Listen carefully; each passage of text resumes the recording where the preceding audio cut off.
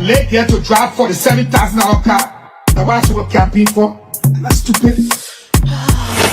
That is what camping for your stepson to wash a car. With more shopping, 350 US dollars. That means what camping. That is what camping for you to like to eat lobster and he's showing a baby chicken and driving at the $8,000 car. That means what camping. That means what camping for Janako to be controller general. Why a web that PPCC boss? That means what camping. That means what camping for Bessie Yegan to be head of place. Why a web that one of the people want to NASCAR? That means what camping. That means what camping for Emma Castro to be the head of NAFA. While husband is a consultant to Marita. That means what camping. Oh, that means what camping. So from the events they have, I'm going into detail. That's stupid. That means what camping.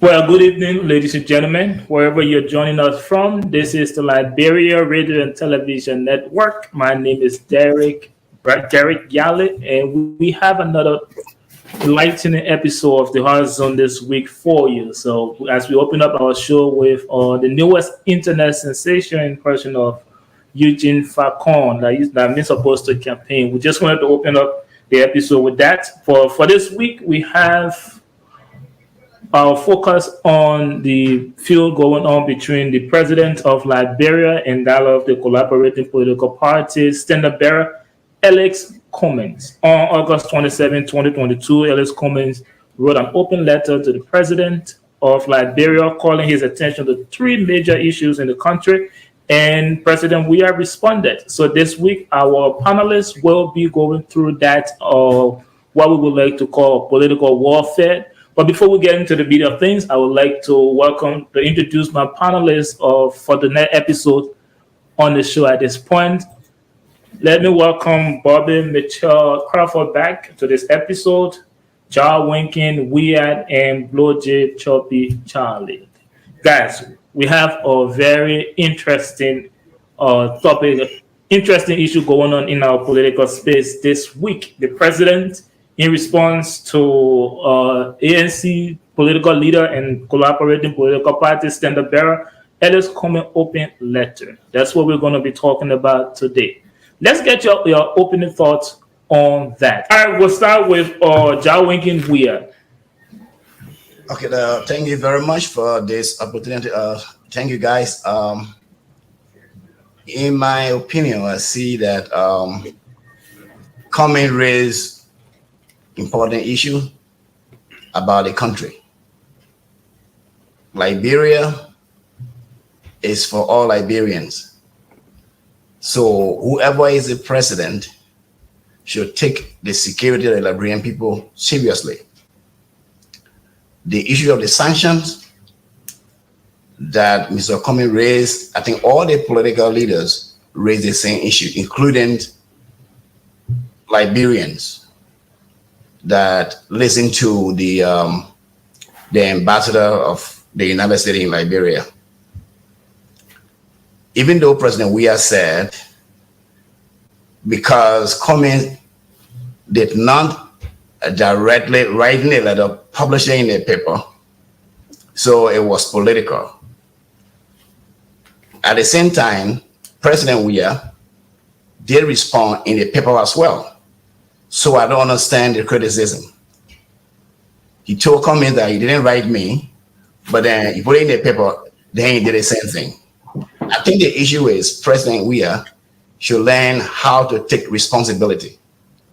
When something goes wrong, he should admit a fact. There is no way, as I said always, there is no way to say you are suspending people based on the sanctions, because you are not the one who imposed the sanctions. You don't know how long will that last. So I would join all the other people that are calling for the firing of the three officials to be fired. Thank you very much, Mr. Jawinkin Weah. Let's move on to Blowj Choppy Charlie. What do you make of the feud between Cummings and that of President Weah, the letter and the response? Well, First of all, let me say again that it's good being back here on the hard zone. The letters exchanges between the two men is very refreshing. I think it's good for our democracy.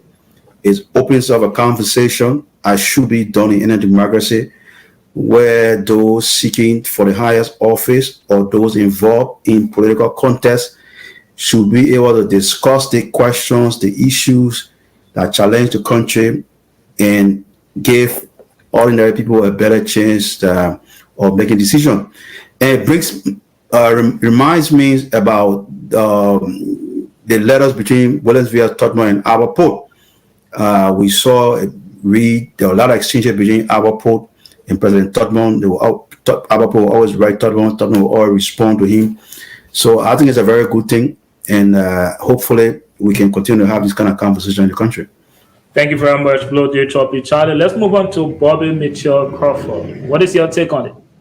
Thank you, Derek. It is a pleasure to be back here. Whenever I come on a platform, I feel, energized because I believe whatever we're doing here, will contribute in some way to help shape the conversation in Liberia as far as governance is concerned. There are three key things that Mr. Cummings, who happens to be the new standard bearer of the collaborating political parties, something that the Liberian people or detractors felt that it was dead, has been resurrected, that he raised in that letter to President Weah.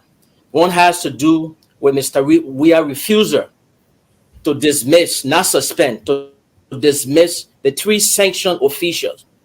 And his refusal to do that doesn't commensurate with the magnitude of the sanction. And as a consequence of that, it has brought disrepute to the nation. That was one of the key issues that Mr. Cummings raised. The second one has to do with the decision of the Liberian Senate to remove election magistrate in his time and age. That when we talk about election fairness, that was something that was concerning to the standard bearer of the collaborating political parties, Mr. Alexander Benedict Cummings. The last key issue that he raised has to do with lawmaker Solomon George, who is known for making bombastic remarks, who speaks off the cuff, insisting that he should be police director so that those that oppose Mr. Weah can start disappearing. It was reckless, it was wrong, and those were things that Mr. Cummings looked at and he felt it was necessary to write Mr. President Weah with the hope that he can have the discussion. So I see that didn't go too well with President Weah, and for the very first time, it struck a nerve. So he was forced to reply, but unfortunately, his reply was riddled in falsehood. It was fabricated. It was grievance laden. It had a lot of grammatical errors, and with all due respect, I think it was just not pungent enough to measure to what Mr. Cummings was trying to do, or Mr. Cummings alluded to. So I'm looking forward to a good discussion tonight that we can dissect the letter, and at the end of the day, the Liberian people can be served. This is the hard zone. We're not going to hold anything back. Thank you very much. Thank you very much. Thank you very much, Bobby Mitchell Crawford. And to use your word, on the hard zone tonight, we are going to dissect, we're going to analyze that letter, and we're going to do it by categories. We will first talk about the Cummings open letter, and then we will move on to President Weah's response, and then we will take a look at that political warfare between Cummings and that of President Weah. I'd like to thank you guys for your opening remarks, and when we come back, we will do some hard zone. And remember, this is the hard zone where there's no gimmick, no fluff, just real talk. But first, we got to take a break. When we come back, we will bring you more discussions on the war between Cummings and that of President Weah. Hello, my good people. My name is Bobby Mitchell Crawford, man. Your boy right here. When I'm in the hard zone, you should expect facts, concrete analysis that covers social, economic, and political issues that affect our community. That's your boy, man. I'm the lawmaker of the city of Bentoy. What's up? My name is Rafina Antoine Bracewell. I'm here today with Lrtn. We are on Wooden Avenue in the Chase African American grocery store. We have fufu powder, we have palm butter, we have cassava leaves, We even have barbecue like creams and soap. We have wigs for the hair. So, I mean, come down and join us. We're going to meet all your house food and kitchen needs.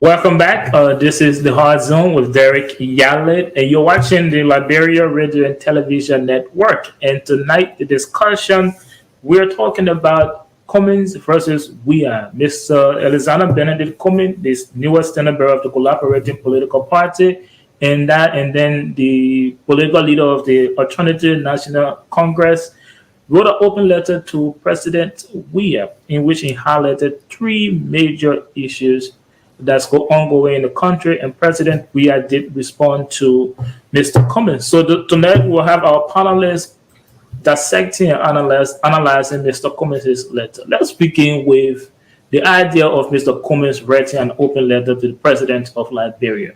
What is your take on that? Let's start with Bobby Mitchell Crawford. Well,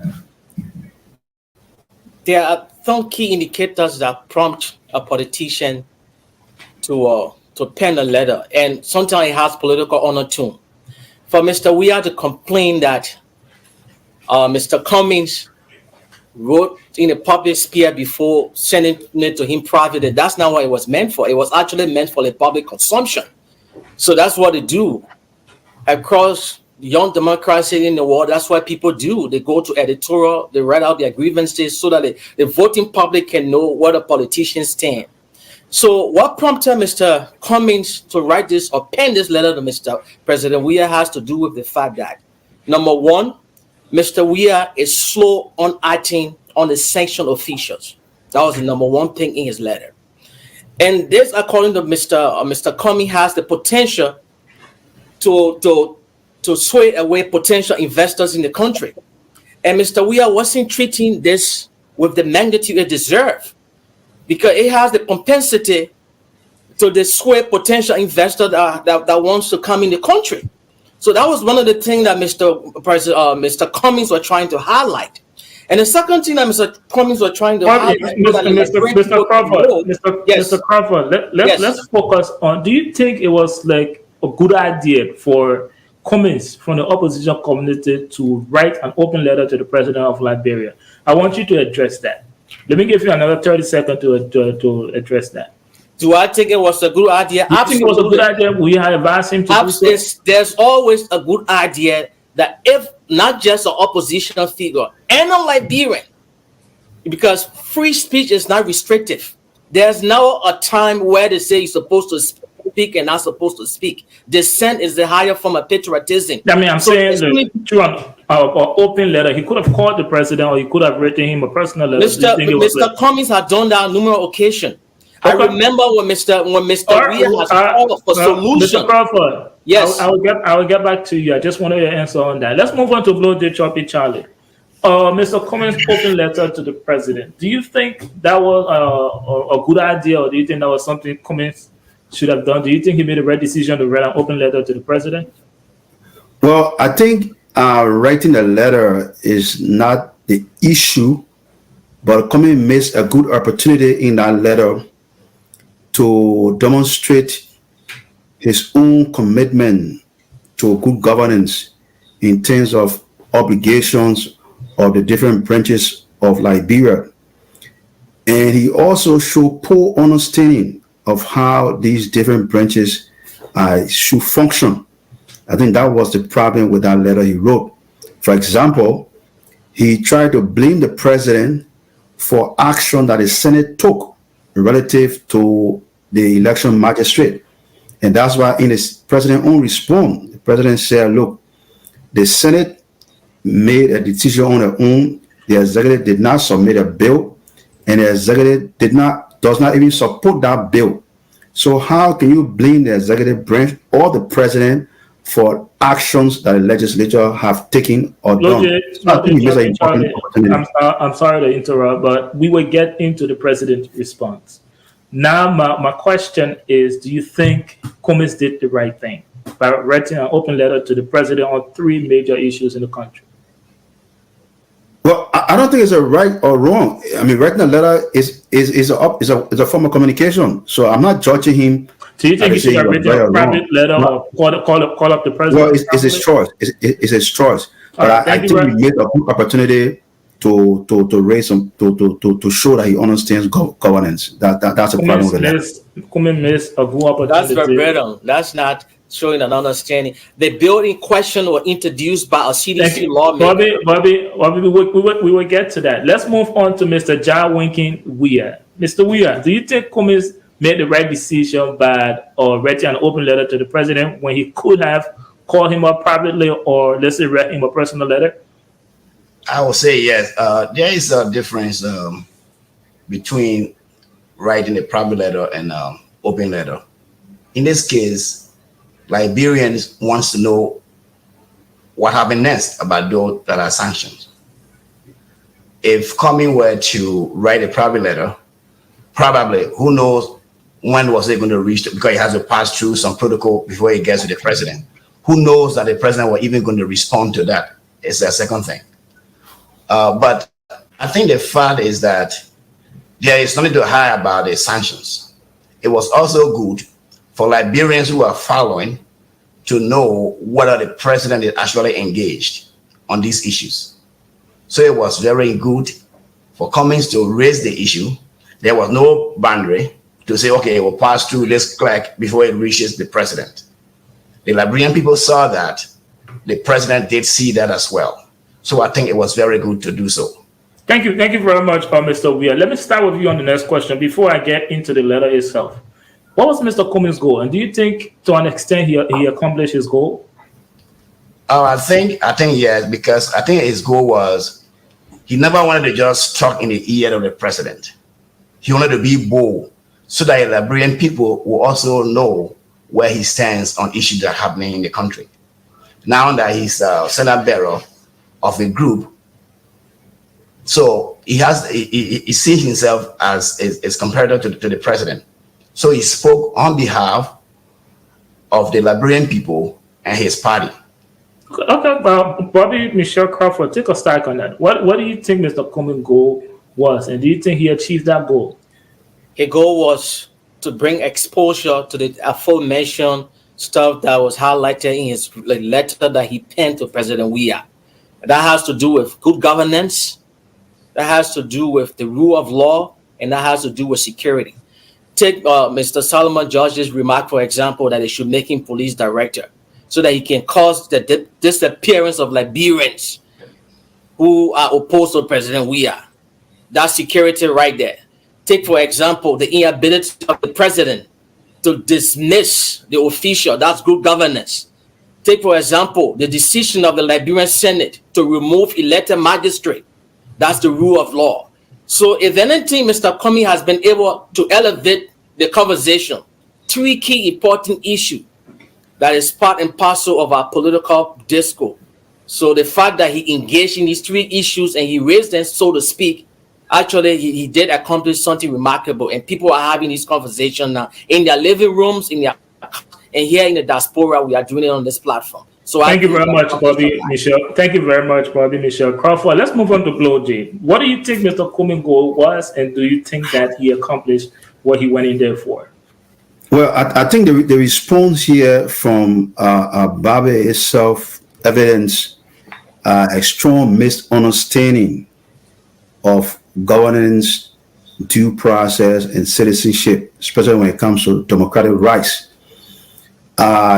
He's arguing that Cummings, the president of Liberia, is responsible for a citizen making a commentary that because a representative says he could be appointed police director. If you were at that, and I'm sorry to interrupt you. Go and watch the video. Go and watch Bobby, let's protect Logic. Let's protect Logic. He's arguing that because a representative makes a comment, the president is responsible for that representative commentary. You should disavow the remark. Instead, he laughed. Bobby, let's protect Logic. Let's protect Logic. He goes on to assert that because the legislature or the Senate is passing a bill to remove a magistrate, the president is also responsible. These are the kind of misunderstanding that is terrible for governance, because in society, in democratic states, citizens have the right to make their own comments. I'm sorry to interrupt, but I will not allow you to deviate from the question. But I'll give you another 30 seconds to respond to the question. What was Mr. Cummings' goal, and do you think he achieved that? He did not achieve his goal because, like I said, he only projected misunderstanding. What do you think his goal was by writing? Well, if I would surmise, his attempt was to show that he was capable of governing the country, and the fact that he produced misunderstanding, that is problematic. It shows that there's a question of governance. Thank you very much, and I will come to you, Bobby Michelle Crawford. Yeah, it is unfortunate. I'll give you 30 seconds. I will give you 30 seconds to respond because that's off topic. So I will give you 30 seconds to respond. Oh, me? Yes. You were interrupting. Oh, yeah, sure.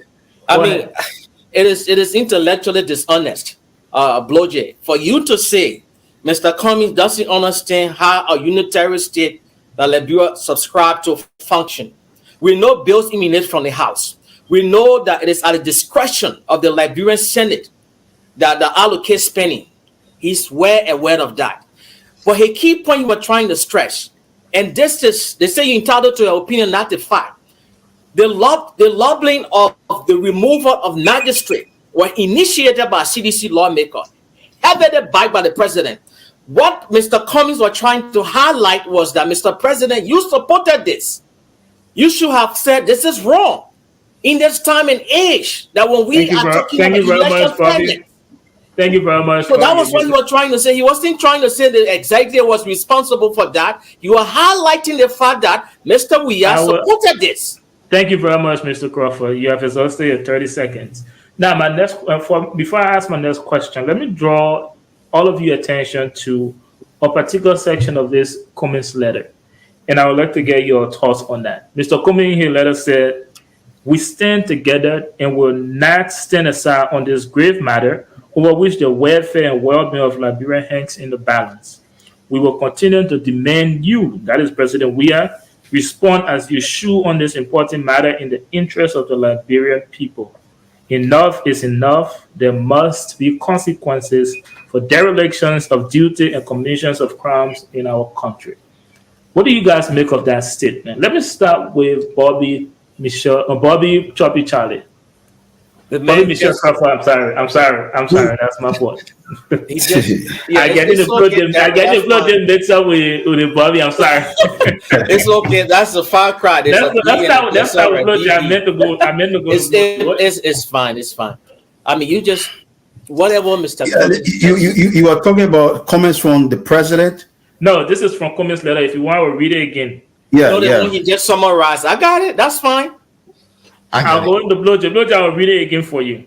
Sure. In his letter, Cummings said, "We, that is the opposition community, stand together and will not stand aside on this grave matter over which the welfare and well-being of Liberia hangs in the balance. We will continue to demand you respond as you should on this important matter in the best interest of the Liberian people. Enough is enough.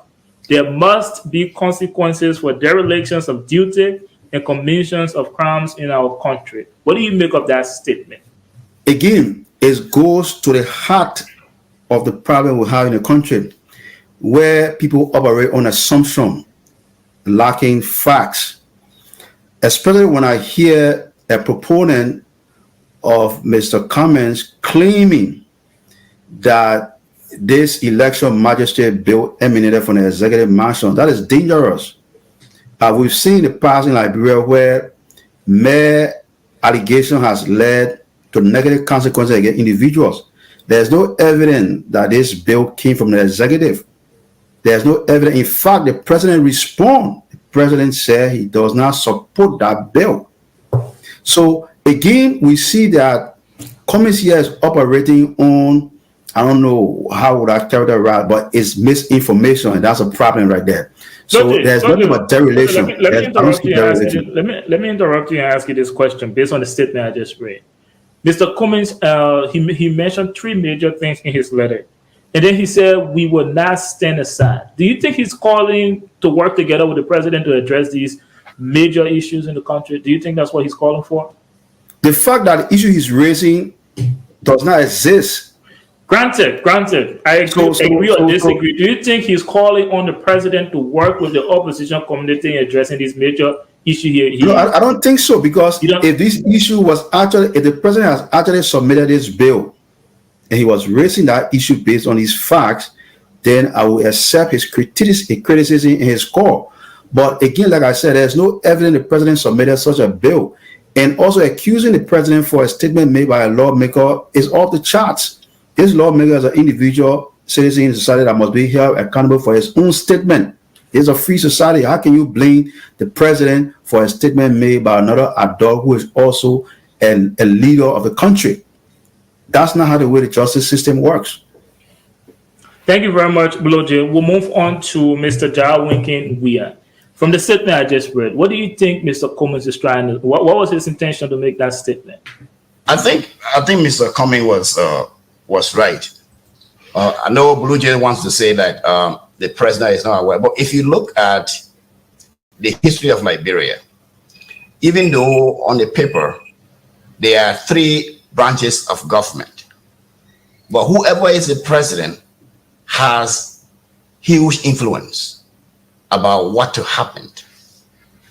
So President Weah has a lot of things. I think Cummings understood that whatever goes on in the Senate or House of Representatives, the president of Liberia, not only Mr. Weah alone, there has been the history of the country. Whatever the president wants happens in most cases, and that has to change. So to say Mr. Weah is not, well, even he did not condemn Solomon Josh, he's the president of the country. The security of the country is in the hands of the president. Somebody threatened to arrest people or to make them to disappear. That was dangerous. It needed to call the attention of the president to speak to that issue immediately. So I think to give an excuse to say, okay, the president is not aware about this, but he's the president of the country, he needs to comment. Commenting does not mean he's forcing them to do something, but people need to know where he stands on most of the issues. On the question of the sanctions, the president is not doing the Liberian people good. I will say again, these people need to be fired. Thank you very much, Mr. Jarwinkin Weah. Let's move on to Bobby Mitchell Crawford. Yes, sir. On the statement I just read, Mr. Cummings, the political leader or standard bearer of the biggest opposition bloc in Liberia, in his letter said that we will not stand aside on these three major issues he raised in his letter to President Weah. What do you think Cummings' intention was? Before I answer that question, let me just make a quick correction. I don't want to leave this to go unanswered. Number one, Bloje, I am not saying that President Weah approved of the removal of magistrate. The bill was introduced by two CDC lawmakers, and Mr. Weah supported it. That's number one. The second thing, no, you will shake your head all you want. The second thing has to do with when Mr. Weah or when Mr. Solomon George made that remark at that campaign rally. And I'll pick it back to 2008 at John McCain's rally, when one of the supporters stood up and said, Obama was a Muslim. He's not an American. He said, no. I disagree with him politically, but he's just as American as I am. That was the moment where Judge Weah said that. But he didn't do it. Go and watch the clip. In fact, he smiled, he laughed. And when his chance for him to speak, he said nothing about it. That was an indication that he supports Mr. Solomon George's remarks. And it was wrong. It was a test of leadership. That was where Mr. Weah, who had come out when he had mounted that podium to say, Mr. Solomon George or Honorable Solomon George, I know you support me and you want to see law and order obey in this country, but your remark is reckless, and I don't think I condone that. But he didn't do it. So in Liberia, they can still silent me concerned. Mr. Crawford, can you address the question? I give you 30 seconds to make the correction. You can address the question now. Well, now, I'm sorry for interrupting you, but I don't want for us it's to okay. deviate. I was talking so much, I forgot what the question was. I didn't want to leave that hanging. I wanted to address that directly with Choppy Charlie. Yeah, go ahead. What do you make of Mr. Cummings' statement? He said the opposition would not stand aside on these grave issues. What do you think? He used the collective we. When you say we, it's the destitute Liberian. When you say we, the opposition bloc. When you say we, the Liberian people that continue to be in the dungeon, the poverty. When he said we, he's talking about the people that live here on less than $1 a day. When you talk about we, the market women that goes in the market to sell their product and they can't sell it. You know, and when you say we, the people, the Yana boys, the pen drivers that are finding it hard to make ends meet, those are the people you're talking about, the downtrodden masses that have been exposed to corruption as a result of the poor leadership of Mr. Weah. So the we is a collective that encompasses all Liberians that have been subjected to poverty under the Weah government. So that's what he was referring to. And I think it was pungent, it was timely, it was on time, and it's about time that somebody speak for them. And Minister Alexander Benedict Cummings is the right person to do so. The man who is endowed with the requisite talent and personality to deliver this country. Government, my brother, is not an experimenting fee. It is reserved for the requisite talent. Bobby, thank you very much. And unfortunately, Mr. Weah doesn't have that. Thank you very much, Mr. Crawford. Lord Choppy Charlie, do you have a response to? I think we have to make some correction first. Number one, the assertion from Bobby that someone just spoke out of the campaign is wrong. And this is one of the problems we have in misinformation.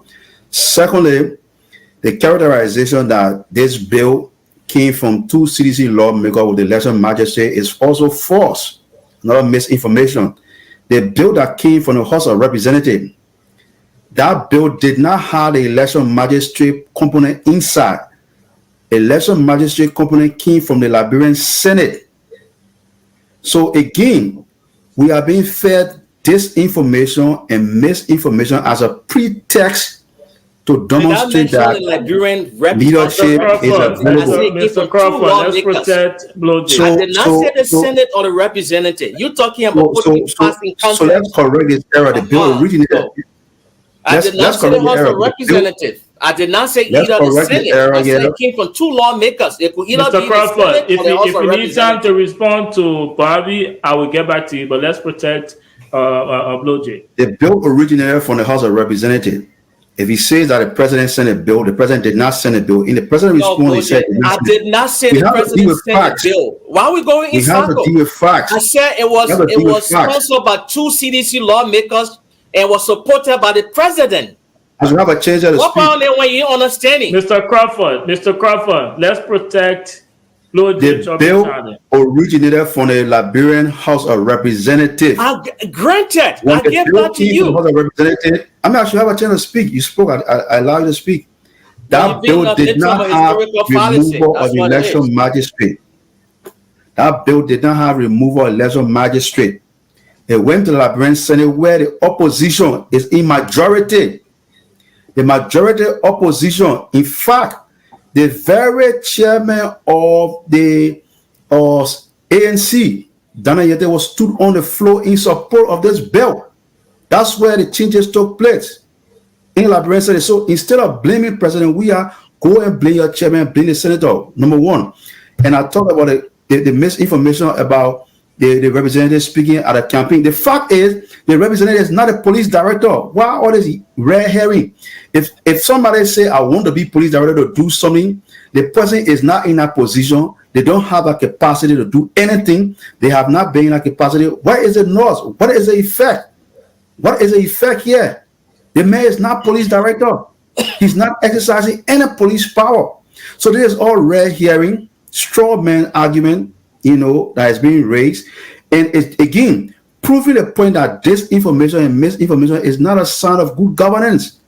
It's a bad thing because it creates chaos in the society. Thank you very much, Blowjay. I mean, you guys have already gotten into it, but let's draw the audience attention to the three major issues Mr.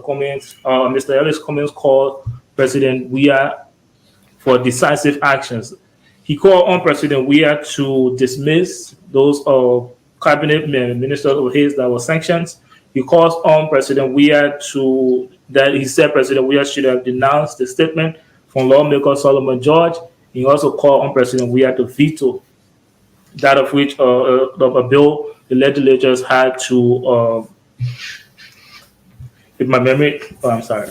He calls on the president to veto a bill from the legislature. So let me get your views on those three grave issues that Cummings raised in that letter. And you can start from whichever one you pick. Let's start with Jarwin Weah, because Blowjay and Mr. Crover has been having such an exchange. All right. So I wanted to say one thing before I address the issue. Well, the issue has been raised by all the oppositions, including Tiawonse Gonglo, who has several press conferences on the issue. So Cummings is not the only person. The only difference is that Cummings just did write a letter, open letter to the president. But Gonglo are also being clear on the issue that this is going to be fire, and all this other have been going on. So the issue here is there is no way for President Weah to exempt himself from what is going on in the country, regardless of who says it. He's the president of the country. So to say that, because Solomon just says it, so nobody should talk about the president. Nobody is saying that the president should arrest Josh or the president of the judge, but he needs to say something about it, that it is not right, especially when Liberian people are crying about what is going on in the country. Everybody is talking about the sanctions. And in his response, Minister Solomon Josh, he threatened to make people disappear if he were police director or we were to make it police director. So people are just saying we should fire these people. There is no suspension. So that statement, we cannot sit by and say, well, Solomon George is just speaking on his own. Because Solomon George was defending President Weah. I listened to him myself. That statement, that press conference was in defense of President Weah and his action to have these people still being in power. Regarding the magistrate, well, as I said, the president can comment on it too. He can't say, because it didn't come from me or I didn't support it. President, it's happened here in the United States where the president comment on issues. That, look, what you guys are doing when it reaches my desk, I'm going to veto that. He can make that threat as well. Then Liberian people will know that you are on their side or you are not supporting what is going on in the Senate or the House of Representatives. But he didn't do any of those. So how can we say he is innocent? Thank you very much. Let's move on to Blowjay. On the three major issues Mr. Cummings raised in his open letter to President Weah. But let me draw your attention to the second lawmaker Solomon George comment. Mr. Cummings draws the president's attention to the recent suspicious and mysterious deaths, and also that of Jefferson Kochi constant threat. Now, my question to you, Blowjay, do you think with all of that happening, do you think Solomon George was in the right frame of mind to make the statement he made? And do you think President Weah should have denounced that statement from Solomon George instead of applauding it? Did you see someone in the right frame of mind? I think we're going through the circle here. Asking somebody to condemn a statement and holding the person responsible for somebody's statement are two different things. Let's focus on the part calling on the president to denounce that statement. Do you think he should have done that? Well, it's a matter of choice. Again, look, we have to. Would you advise the president to do that? Ready? To condemn that statement, especially with recent suspicious and mysterious death. Do you think? I think the president has proven that he doesn't believe in such a statement, and we saw him recently, even at another event when an aspiring opposition. Aspiring, one of who was seeking to contest against a CDC lawmaker, tried to speak at a forum, and citizens were preventing him from speaking. The president said, "No, allow the man to speak. He has the right to speak." And then we also saw at another event where an opposition lawmaker was attempting to speak and support the president, tried to condemn that man, and the president said, "No, we're not encourage these things." So I'm saying to you here, we have to do a total package. Let's focus on Solomon. Let's focus on Solomon. We will not. No, I can't focus on a singular incident and forget about it. The president has condemned such actions. To this day, the president has condemned such actions. Solomon Jaw's statement is inclusive of the general actions the president has said. Do you think it's important we advise the president to specifically denounce Solomon Jaw's statement? I don't think it's important. The fact that the president has generally condemned anybody making such a statement, Solomon Jaw's statement is inclusive of that. This has been on the news for, if I'm not mistaken, 2 to 3 weeks. I think the reason, and let me say that the reason why we're having this problem is because people, again, refuse to respect the due process and the structure or responsibility in the country. We again continue to blame an individual, one man president, hold the president accountable. There are legal recourse in the country. And one last question to you, Blojo. Do you think by the president refusal or silence on he refuses to denounce that statement, do you think it will make others believe that he supports Solomon Jaw's statement? No, because the president has condemned similar statement. The fact that the president has openly said he doesn't believe in those kind of statements, Solomon Jaw's statement is inclusive. So to isolate Solomon Jaw's statement, if I say, look, anybody making threatening statement, I don't believe in threats, I don't believe in violence. Anybody make a violent statement, it means I'm against that person. So why are we isolating Solomon Jaw from the general statement the president has made against violence and such comments? Let me draw you to the other two issues. On the issues of the president dismissing the sanctions ministers, do you think the president should listen to Ellis Cummings and the Liberian people and the other opposition leaders that are calling for those sanctions officials to be dismissed instead of suspended? Again, we are having a problem here of miseducation and lack of governance understanding. I'm amazed whether these people read the Liberian Constitution or whether they believe in the due process of law. The Constitution said public officials serve at the will and pleasure of the president. In fact, the very United States ambassador, when he announced these sanctions, he said he would not tell the Liberian president what action to take. And he also went further to say that these actions should also be in concert with Liberian laws. This is what the United States ambassador said. Listening to his full statement, the viewers out there. So while the United States ambassador is saying that the president should take these things serious, he said, look, you have to act in keeping with your country laws. So why is the opposition now saying that the president should disrespect the laws of the land and act with all due process? I mean, this is scary to me. He is suggesting that when Mr. Cummings comes to power, he will not respect the laws of Liberia.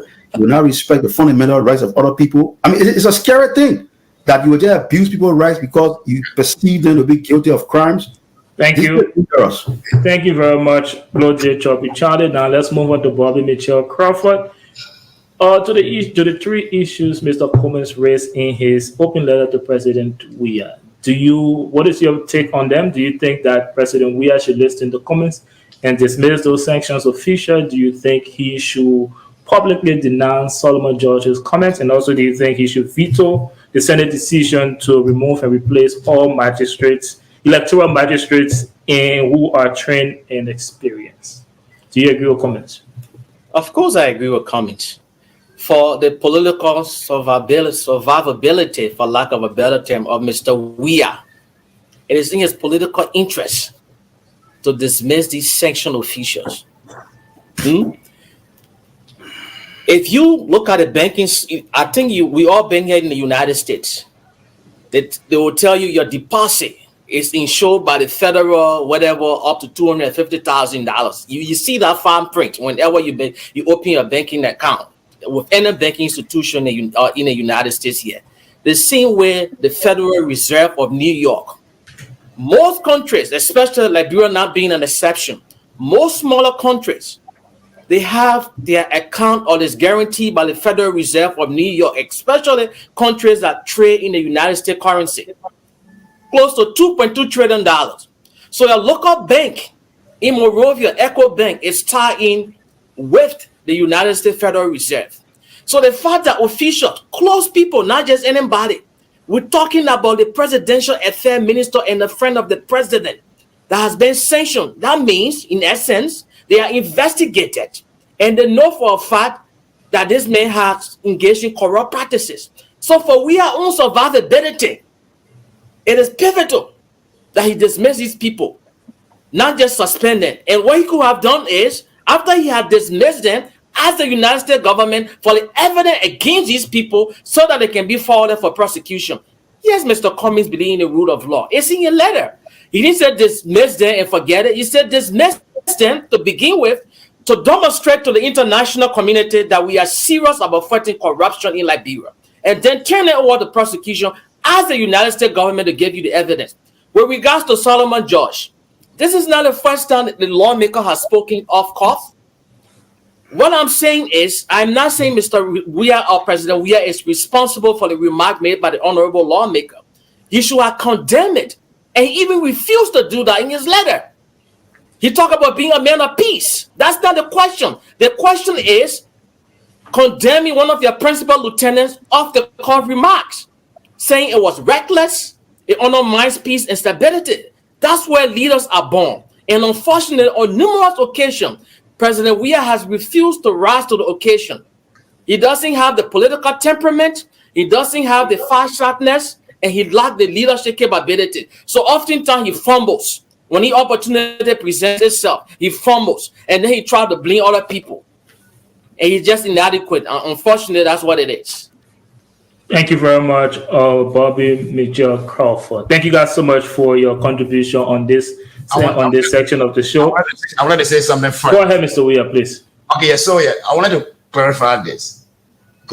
Bobby Charlie talk about rule of law or the Constitution.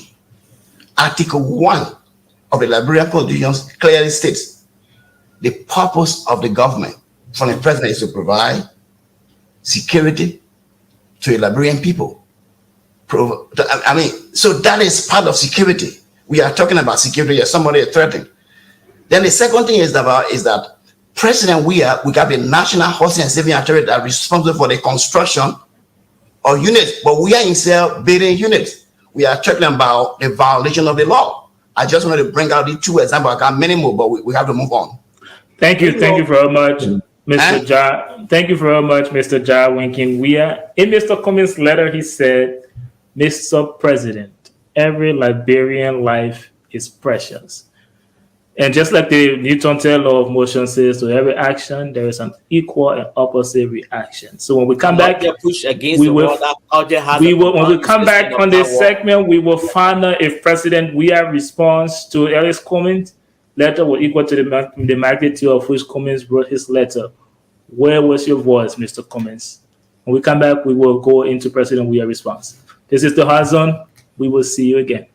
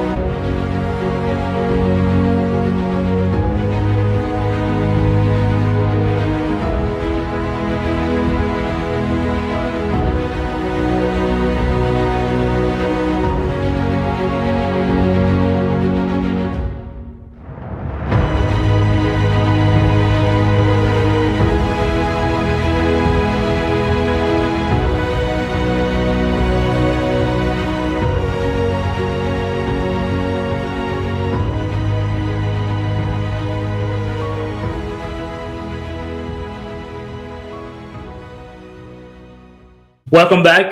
This is the Liberia Radio and Television Network. My name is Derek Yale, bringing you another episode of the Hard Zone. We left off with the Senator of the Attorney National Congress, Alexander Cummings, open letter to President Weah, calling his attention to three major issues in the country, and President Weah in return responded to Alexander Cummings. So we'll have our panelists give you their positions and their takes on the president's response to Alexander Cummings. Where was your voice, guys?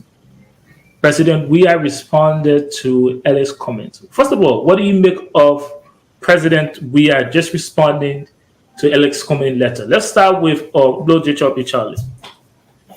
Well, I think the president came out swinging, took the gloves off, and really landed some heavy punches on Mr. Cummings.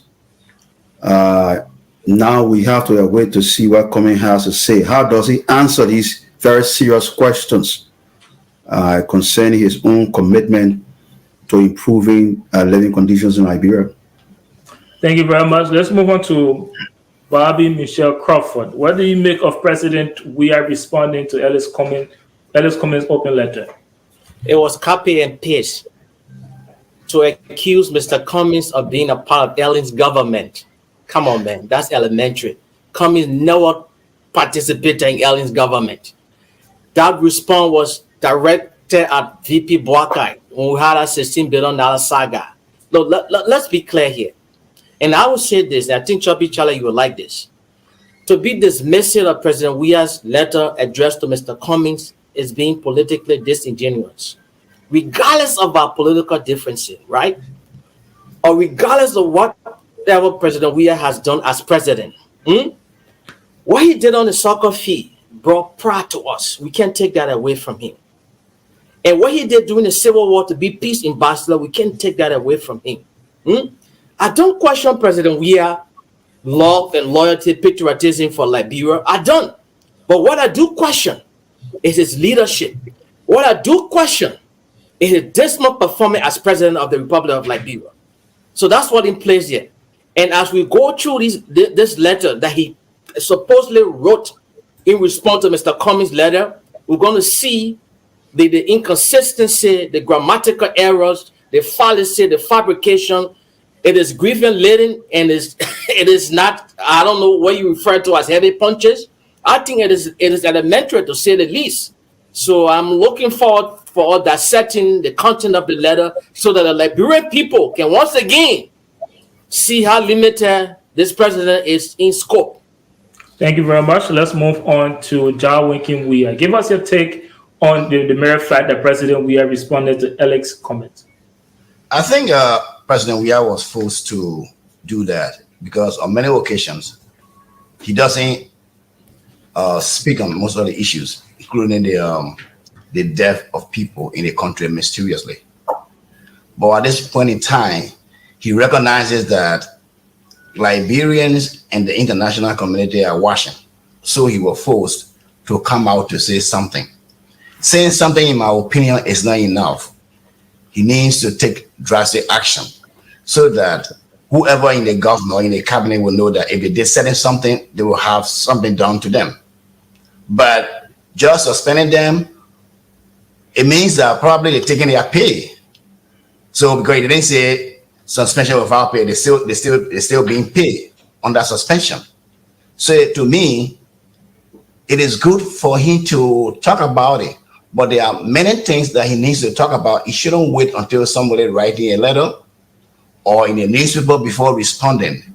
Up to this point, we haven't heard about the outcome of the 4 auditors who died in Liberia, or the mysterious killing of innocent people. 15 children died, the girls, all of these things that we have never spoken of them. So he needs to speak out on many issues. He should not wait until he's pushed. He should not wait until the international community gets involved with the issue before he talks about that. He is the president of the country. He needs to speak. People need to know what he thinks about issues that are happening in the country. He should not wait until he's criticized by a politician or anybody else. Thank you very much. Let me begin with you on the next question. Before we get into dissecting the letter, Do you think the president took Ellis Cummings' letter in good faith based on the response? Well, as I said, that he was forced to do it. He would have in no Cummings if the sanction wasn't around, as he always does, because he knows stuff. People can say something, but Mr. Weah needs to recognize that he's a public servant. He was hired by the Liberian people to serve them. Being president does not mean you are above the law or you are not entitled to speak to people when they raise issues. So he needs to listen to people if they raise issues, whether in the street. Like a lot of I can be in Monrovia all the time. What did he say about security? People should be their own security. Well, he's the commander-in-chief of the country. Security is very important. So in my opinion, he was forced to comment on this issue because he knows the international community is also interested. All right, Blow the Choppy Charlie, do you think the president took Cummings' suggestion in good faith? Do you think he took his letter in good faith? Well, I'm not in the mind of the president. From his response letter. But I think the response, I shows the president rubbish Mr. Cummings' letter. That's why I would say he did rubbish Mr. Cummings' letter. He thought Mr. Cummings was speaking on issues that Mr. Cummings did not understand. And just to make a quick corrections to my friend Bobby, when he says that the president copy and paste, it's interesting because every president, assuming even the president copy and paste, every president has a speech writer. Even the greatest president in the world, the American president, even Barack Obama, who was a law professor, had a speech writer. So I don't think that's an issue. The president said, "Judge, don't judge me by my eloquence." And then the other issue, he said, Cummings never worked or participated in Lrtn government. Again, another misinformation and miseducation. Cummings did work in the Ellen Johnson Sirleaf government. He held a presidential appointment. The president, Ellen Johnson Sirleaf, appointed Cummings during her government. So he worked in our government. What That's a fact. I will give you the opportunity. Bobby, you can go ahead. And lastly, he said that the president dismissed Cummings' letter, or did not dismiss Cummings' letter, or whatever. The president did not dismiss Cummings' letter. Neither did I dismiss Cummings' letter. The fact that the president responded to Cummings means that he's not dismissing the letter. He's only critiquing Cummings and re-educating Cummings.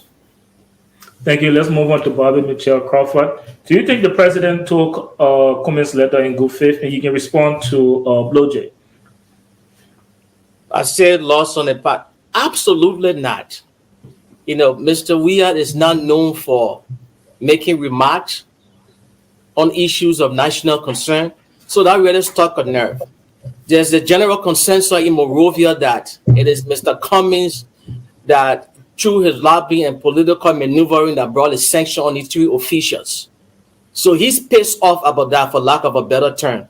So I'm still lost. Let me go straight to the heart of the letter so we can go in circles, right? I'll just point to a few facts here.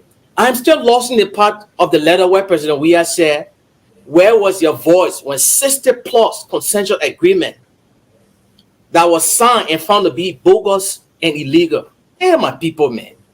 Again, I said this. Can someone please point out what designated cabinet office that Mr. Cummings held in Lrtn's government? If anything, he was a goodwill ambassador. He wasn't a part and parcel of Lrtn's government. So to say in your letter, where were you when these consensual agreement were passed and you didn't say anything? Then that begs the question, where were you, Mr. President, when you graded Lrtn government a B+? Where were you that you didn't say these things that the Lrtn government were engaged in was illegal, was wrong, and bogus? You graded it a B+, and you refused to prosecute her. That's double standard. It speaks to your leadership. It speaks to your political temperament. It speaks to your lack of judgment. So if you are accusing Mr. Cummings, saying where were you when all these things happened in Lrtn government, and your refusal to prosecute that government speaks volume. And another thing that really caught my attention in the letter, that this is something that the politicians tend to exploit in Liberia. When President Weah alluded to the fact that you political elite that want to occupy the position I'm occupying today, you are referring to that old age argument of native people versus Congo people. This is an argument that has plunged into a civil war that has displaced and killed over 250 Liberians. And for the record, it has been 42 years since William Arrow Tubber was assassinated, the best president Liberia ever had. Thank you very much. Thank you very much, Mr. Crawford. In his response to Mr. Cummings, President Weah made this statement, and I'll read it for you guys. I'm a man of peace, a man of integrity. I pay my dues to my country for decades. Long before I was given the mandate of leadership by the Liberian people, this was done at great personal risk, particularly during the war years. I doubt you were anywhere around to fully understand what this truly means. What do you guys make of that statement? And to what extent do you agree with the president? Let's start with Mr. Weah. Well, I think Crawford said as far as like, yes, Liberian people applauded Weah when it comes to football or soccer. Because of the popularity, the international community made him a peace ambassador. But it is different playing football and serving as the peace ambassador representing a country. We are talking about the life and future of Liberian children. People are dying. You got people in government corrupt. That's what is at stake here. What is he doing about it? If Weah wants to fight corruption, he cannot be the same person building units, leaving the National Housing Authority aside to do that. How can you fight corruption? How can you fight corruption if you became president and in one more time you demolish your home on 9th Street to rebuild it? What is the message that you are sending? I haven't seen President Weah firing anybody despite the cry of the Liberian people. Aside from the American government, who has he ever fired in Liberia? People die every day in Liberia. That's the point here. Thank you very much, Mr. Weah. Let's move on to Blow J. Choppy Charlie. The president of Liberia said he's paid his due, and he asked the opposition standard bearer and political leader of the CPP, where were you? Tie his question to Cummings and his statement that he paid his due to this country. I think that's a very fair question. Anywhere in the world, anybody seeking office, even you, if you went to apply for a job now, they're going to ask you for your employment history. Where were you? What have you done to determine whether you're suitable for that job? So it's a fair and valid question. Cummings is seeking a job of the highest office in the land. We need to understand his background in terms of what he's done for Liberia and how can we trust him. But I'd like to make a couple of corrections because it's very important when these miseducation continue to be fed into the public square. Number one, Bobby talks about, native versus Congo divide because the president talked about elitism. When we talk about the elite political class in Liberia, from my understanding, we are not referring to a tribe. We have all condemned tribalism. Take, for example, Joseph Boakai. Joseph Boakai is a member of the elite political class. Larry Tuba is a member of the elite political class. That's the dog whistle. I guess we have a chance to speak here. Let's protect Blow J. I have often criticized the elite political class in Liberia, but it doesn't mean tribalism. Political class. Fine. That's what I'm trying to name some of the people, the traditional people who have been involved in politics in Liberia. Mr. Weah did not come from that traditional political class. He came from outside. You're calling let's have a dialogue here. Bobby, let's protect Blow J again. There are people who are traditional being politics in Liberia for over the last 40 years. We regard them as the elite political class. I just referenced Mr. Boakai. I just referenced another person, Larry Tuba. There are many people. These are the traditional Liberian politicians, Boyman family, all these people. These people are quote-unquote natives. They are not American Liberians. So when we talk about the elite political class, we're talking about the traditional Liberian politicians. So just to correct that point. Another point that needs correction is Jawiken talks about Mr. Weah was appointed by the international community as a peace ambassador. No. George Weah became peace ambassador on Ellen Johnson's salute. At the time, he was referencing it was when he was UNICEF Goodwill Ambassador.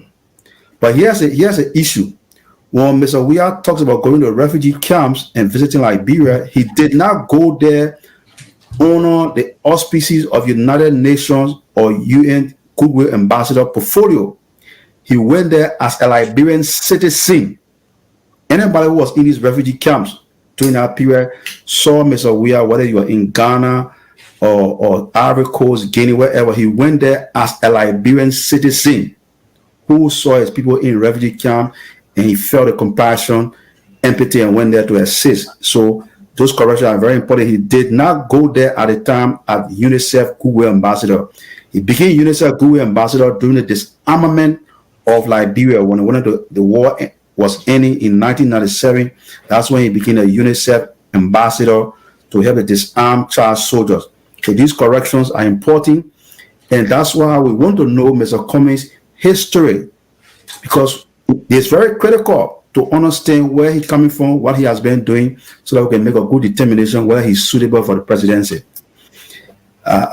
These things are very necessary in determining the quality of leadership and the competence of leadership anybody desires, especially for the highest office in the country. Thank you very much, Blood J. Choppy Charlie. And I would like to move on to Bobby Mitchell Crawford. But let me read a statement from the president's response to Cummings. He says, I suspended my career to join UNICEF as a Goodwill Ambassador, free of charge and at great personal cost to support the international efforts to end the war and help disarmed children. The records are there, but none are as blind as those who do not wish to see.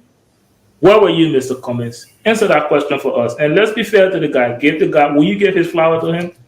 Absolutely. Here's the thing. It is a dicey situation to even question. 1996, when I was in the Ivory Coast, a group of my friends and I, we drove when Liberia played Gambia. Liberia won that game 4-0. We drove, we went in Ghana to watch that game. After the game, we came in the refugee camp. He distributed money. He shook everybody's hands. I am not taking that away from Ambassador Weah. He's the best thing that ever happened to Liberia during our civil strife. To question his humanitarian gesture, to question what he did for us, I think it is disingenuous. I think I alluded to that earlier. But what I'm trying to do or say here, right? Where was Mr. Cummings at the time? Okay, that's the thing. It doesn't matter when you. It's not how long, it is how well. They say a fair assumption to make, right? When we were distributing leaflets, react against Samuel Doe, where I said to Mr. Joseph Anderson, where were Lrtn? Well, in the struggle for political liberation, they just came while they're contributing. So it doesn't matter when you appear. It is how well you appear. The 4 years Mr. Cummings has been on the political scene, he has demonstrated leadership. He has demonstrated goodwill to the Liberian people. So it is unfair to equate what George Weah had the time to do, which I applaud him for. Yes, so to say, Mr. Cummings, now you just come in, what have you done? Mr. So you're saying in a relatively short period of time. So it is on a fair assumption. So if you're talking about leadership, to say, but Brogy alluded to that, we want to know what Cummings did so that we can demonstrate to us that he has passed that litmus test of leadership. Come on, man. He has. So you're saying, Mr. Crawford? Sorry, yeah, go ahead. Are you saying that it doesn't matter that Cummings was sitting in his PH in Atlanta? Why George Weah had to abandon his career? Well, I don't like your characterization. It doesn't matter. He was sitting. I'm quoting from President letter because you say it doesn't matter. You say we shouldn't make that comparison because it doesn't matter. The president question was, where were Mr. Cummings at the time? He said, did you leave your parent tower in Atlanta? During that time with President Weah were helping the Liberians from the civil crisis. Where was Mr. Weah trying to do that? And I don't take that away from him. No, I'm saying, are you saying that it doesn't matter that Cummings did not go back to help at that time? If it doesn't matter, if he didn't go back to help, That wasn't the opportune time for him. I don't want to go back and forth. Oh, why at this time in this day and age you did not help? When you say it wasn't the opportune time for him, so now is the right time to help them, and he helped. So I'm not questioning what Mr. Weah did, and the time that Mr. Cummings came on the scene.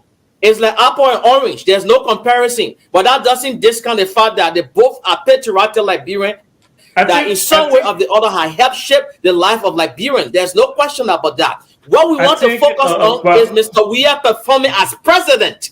So that shouldn't be an excuse for his peaceful work he did. That shouldn't be an excuse for his humanitarian gesture. That shouldn't be an excuse for the good way he extended towards the Liberian people. We are talking about his performance as president.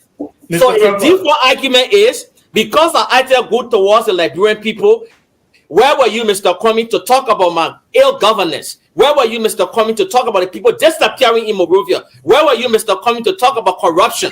No, that's not the issue. The issue is you are failed and talk about it. Mr. Crawford, I think the president's point was that Mr. Cummings is only using his voice now that he wants to be president. And he used his voice in the past, even when he had no interest on being president. I think that was the president's point when he asked that question. And let's move on to Mr. Weah. If the president says that, then it will be fair for someone to say that, okay, Mr. Weah is now paying himself back from all the money he spent when you were going to refugee camp, from what is happening in the country, for the construction of the building. People told Liberian people that Weah was not educated. But the Liberian people were not looking at education. They were looking at someone who were like them, that were identified with them. But what did Mr. Weah do? When he took power, he hired the same people the politician had. Emmanuel Shaw, all the same people that be keeping Liberian down. He hired them. So Mr. Weah has not demonstrated any difference as non-politician. So it's not a question of whether he did this before, he did it in the past, but what is he doing now is the question. The Liberian people are suffering. Yep. Yeah. Okay. All right. Thank you, Mr. Yeah. Let me move on to you, Bloje and Choppy Charlie. Do you think the president asserted that Mr. Cummings using his voice right now because he want to be president? He want to be president for the Liberian people. Do you agree or disagree with that statement? I do agree. Until we can see a record of Mr. Cummings' contribution towards Liberia, like we said, if you went for a job, they have to see your job history. Amen. And listen here, Mr. Crawford, let's protect Bloje. Mr. Cummings didn't have to do what Mr. Weah did. Take for example, let's look at Tiawan Gonglo, right? Mr. Gonglo did not go on refugee camps to distribute food. He did not share money among Liberia, but we cannot dispute or we cannot dismiss that Gonglo has not contributed towards Liberia development in his own limited way. Let's protect. He was in Liberia. He was in Liberia. He worked, even though he was on, the opposite side of the political divide with some of us, but we cannot dismiss that he did not contribute towards bringing peace to Liberia in his own way. He helped, he worked, he participated. So we are not saying that Cummings should do the same thing that we did. We only want to know where was Cummings, where his country was burning in flame. Where was Cummings? What did he do? Earlier, this was the educational to judge him. I mean, you can't be honest. Mr. Crawford, let's try and protect Bloje.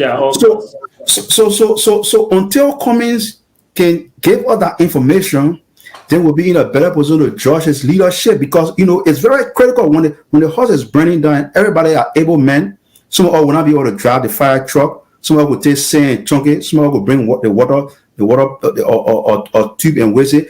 Everybody, some of us will run for something in the house and bring it. So we just want to know where was Cummings, what did he do? If you ask Gonglo, I guess he would tell you, look, I was helping, I was writing letters, I was communicating, I was organizing people for peace protest, I was supporting Liberians, I was doing this, I was doing that. He did the same thing. Where was Cummings? What did he do? That's I think, Bobby, before I get to you, I think it's very important that you answer the question the president raised in his letter to the best of your ability. We understand that you're not taking credit away from the president, exactly, for the work that he did during the civil crisis. Yeah. But the president question to Mr. Cummings is, where were you then? Why weren't you using your voice?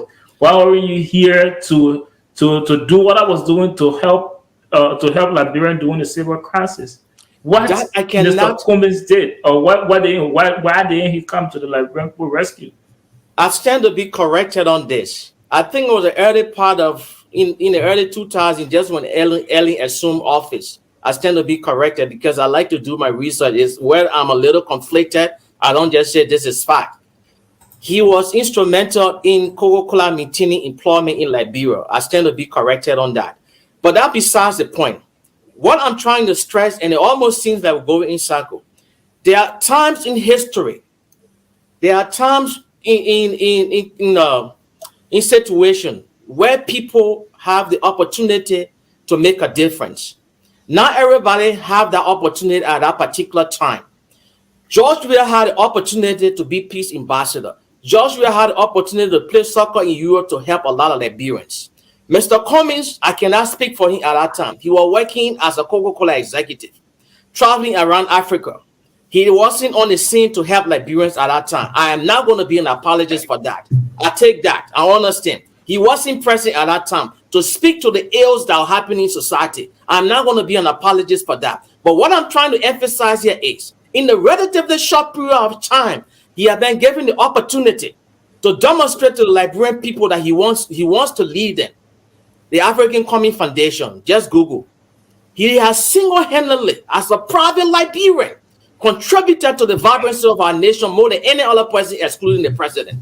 So to question his love for country, to question his patriotism, to question his leadership temperament, I think it's intellectually dishonest. For Blodgett to sit over there to say, I don't know what Mr. Cummings has brought to the table. Come on, man. You don't even have to look any further. The only STEM school in the whole republic is operated by Mr. Cummings. Mr. Cummings has single-handedly donated over 500 United States dollars to the Cummings Foundation that directly help Liberians. Thank you very much. Thank you very much, Bobby Michelle Crawford. Let me move on to President Weah. Even though the president directed that question to Mr. Cummings, but you can also say that question was directed to the opposition community as well. So where were your guys or Mr. Gonglo? Are you talking about Gonglo? Yes, Mr. Gonglo. Where were your guys when George Weah had abandoned his career to help Liberia during the civil crisis? To begin with, I would like to tell you that even Gonglo turned down the offer from the Harvard University to teach there because of Liberia. Mr. Gonglo, for all those who know him, has been a poor man lawyer. Unlike some of his friends that were corporate lawyers, he chose to be lawyer for poor people. For 34 years, he has been helping Liberians that are poor. He was jailed, he was beaten. In Sali government, he resigned as the labor minister. He didn't take the job back when we tried to offer that because he felt that things were not right.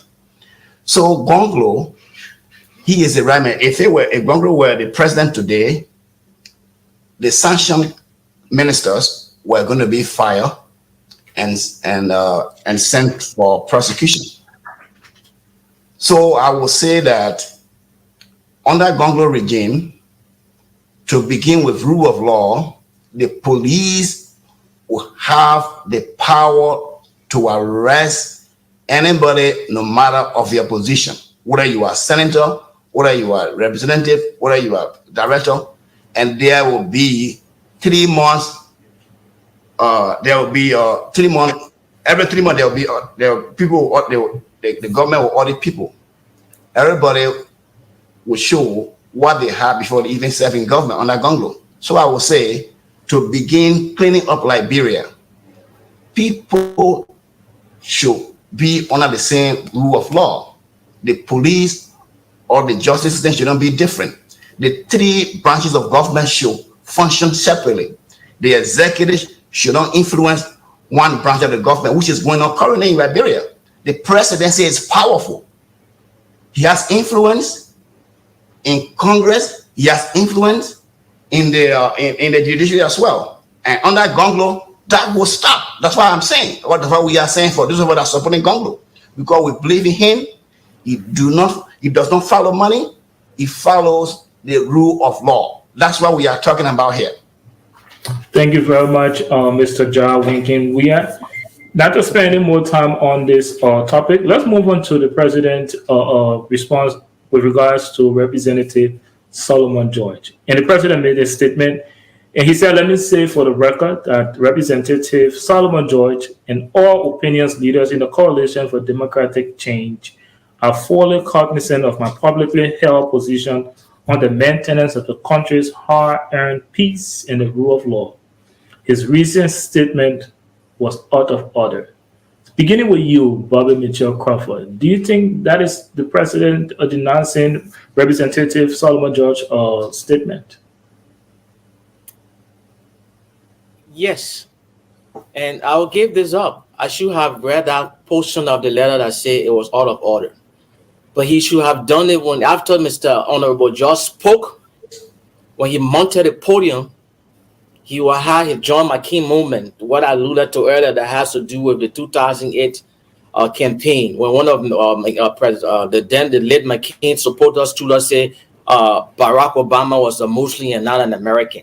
Right there, you should have condemned it, but it is not too late. At least he alluded to it in his speech. So I'm okay with it. We all know Solomon George to be a bombastic person. He speaks off the cuff.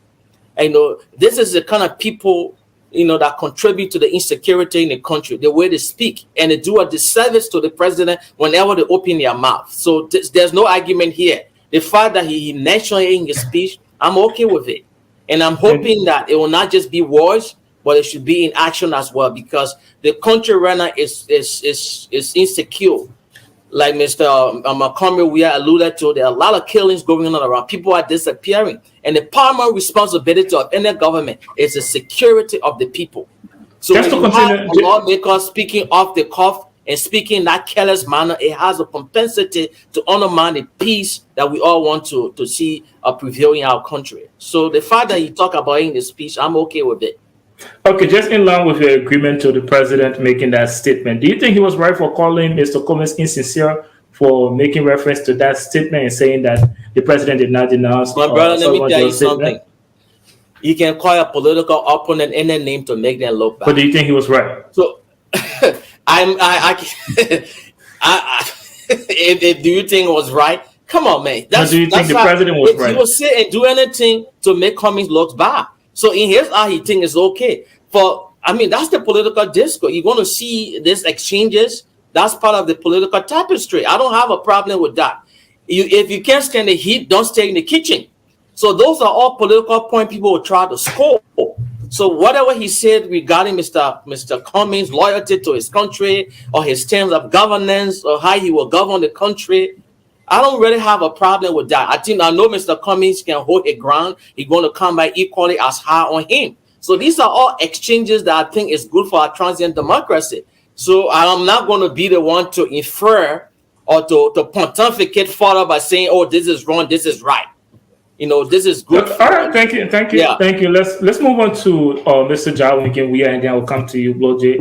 The president, in his response letter to Ellis Cummings, made a statement that Solomon George's statement was out of order. Do you think that's enough from the president in denouncing Solomon George's statement? To me, it wasn't enough, because the president could call press conference, because most people in Liberia in the first place do not read. But people listen to radio. People that can even they can read, they listen to radio. So most of the people that even selling in the street, most of the Liberians are selling in the street, in the market here and there, but they listen to radio on the phone. So the president, in such situation, should have called a press conference or made a public statement on the air, rather than just responding to another politician. Regardless of whoever criticizes him, he is the president of the country. He is responsible for all Liberians, including those who are not supporting him, including those who are criticizing him, including those that want to take a seat. He is still the president of Liberia.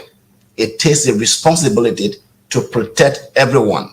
So he needs he still needs to go on air to explain to Liberian people what is going on. It is not enough to just react in the newspaper. So does that mean you disagree with the president when you call Cummings insincere for stating that he did not denounce that statement? I did say that as well, because he criticized Cummings or using newspaper. He did the same thing. So where is the criticism? Because he responded through newspaper. Because in the reaction, he said, if Cummings was intended to write him, he would have sent a letter to him directly. But in response, he did the same thing in the newspaper. So where is the sincerity? So these are all politics. But it is the Liberian people that are suffering. So again, the president is the leader of Liberia. Whether Cummings, whether Gonglo, no, they're in power right now. Weah is in power.